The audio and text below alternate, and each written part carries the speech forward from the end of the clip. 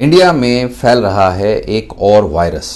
जी हाँ, और ये इतनी तेजी से फैल रहा है कि दिल्ली एनसीआर में 11,000 से ज़्यादा हाउस होल्ड्स में 69% केसेस में रिपोर्ट हो रहा है कि कम से कम एक मेंबर को वायरल फीवर हो रहा है, फ्लू हो रहा है, किसी को बुखार है, खांसी है, गला खराब है, थकान हो रही है। ऐसा ही शार्प इंक्रीज मार्च 2025 में भी हुआ था वायरल इन्फेक्शंस का, जहां पर 54% हाउस होल्ड्स में ऐसी सिमिलर प्रॉब्लम्स रिपोर्ट की गई थी। ये जो चीज़ हो रही है, ज़्यादा केसेस इसमें हैं H3N2 वायरस के। ये वायरस इन्फ्लुएंजा ए वायरस का सब टाइप है। H3 मतलब हीम एग्लूटिनिन 3 और N2 मतलब न्यूर अमाइनिडेज 2। ये जो है सबसे पहले हांगकांग में पाया गया था 1968 में। ये वायरस जो है कहीं ना कहीं सीजनल फ्लू के साइकिल के साथ इंडिया में एग्जिस्ट करता है। स्पेशली मॉनसून के सीज़न ख़त्म होने के बाद जब वेदर फ्लक्चुएट होता है तब ये ज़्यादा आता है। और ये आया कहाँ से? इंटरनेशनल ट्रैवल से, और धीरे धीरे पॉपुलेशन में फैल गया। क्राउडेड लिविंग कंडीशंस में, सीजनल क्लाइमेट कंडीशंस में फैल जाता है।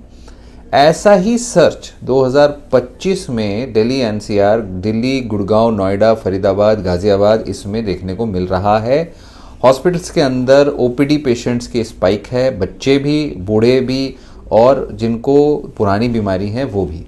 क्या लक्षण आ रहे हैं? किसी को ज़्यादा बुखार हो रहा है, सडनली ठंड लग के, गला खराब, खांसी, रनिंग नोज, सर में दर्द, बॉडी पेन, फटीग। बच्चों में भी वॉमिटिंग, नौशिया, डायरिया कॉमन हो रहा है। प्रॉब्लम इसमें यह है कि इससे पीड़ित लोगों की रिकवरी ज़्यादा लंबी हो रही। नॉर्मल फ्लू जो होता है 5-7 दिन में ठीक हो जाता है, लेकिन H3N2 10-10 दिन तक, कभी कभी 3-3 हफ्तों तक चल रहा है। खांसी, फटीग परसिस्ट कर रहा है।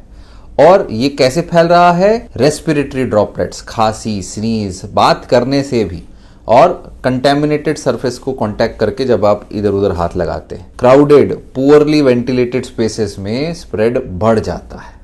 तो यही प्रिकॉशंस आपको रखने पड़ेंगे कि हाथ वार धोना पड़ेगा, मास्क पहनो अगर क्राउडेड एरिया में हो, क्राउडेड जगह को अवॉइड करो, वेंटिलेशन इंप्रूव करो, अगर बीमार हैं तो घर पे रहो। हाई रिस्क ग्रुप्स जो हैं, जिनको पहले से सीरियस बीमारी है, उनको आप फ्लू वाली वैक्सीन लगा सकते हैं, वो हेल्पफुल है।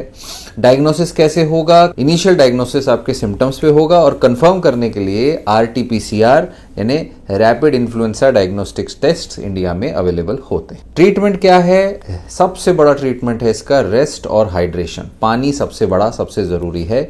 उसके अलावा simple OTC fever reducing medicine, paracetamol को यूज़ किया जाता है। अगर सांस में दिक्कत हो रही है, छाती में दर्द हो रहा है, या फीवर लंबे समय तक चल रहा है, तो हॉस्पिटल में जाना ज़रूरी हो सकता है। कंसल्ट करिए, एडमिट हो जाइए। सिवियर केसेस में, एल्डरली, इम्यूनो कॉम्प्रोमाइज़ या बहुत छोटे बच्चों के केस में एंटीवायरल ज़रूरी हो सकते हैं। याद रखिए, H3N2 एक नॉर्मल फ्लू नहीं है। ये थोड़ा ज़्यादा कंटेजियस है, सिम्टम्स लंबे चलते हैं, बहुत बड़े स्केल पर फैल रहा है। इसके लिए सबसे ज़रूरी है प्रिवेंशन, अर्ली डायग्नोसिस और वल्नरेबल ग्रुप का प्रोटेक्शन। आप अपनी और अपनी फैमिली की सेफ्टी के लिए प्रिकॉशंस लेने शुरू कर दीजिए। Mask, hygiene, timely doctor consultation.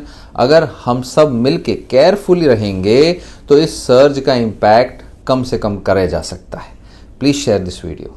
Take care.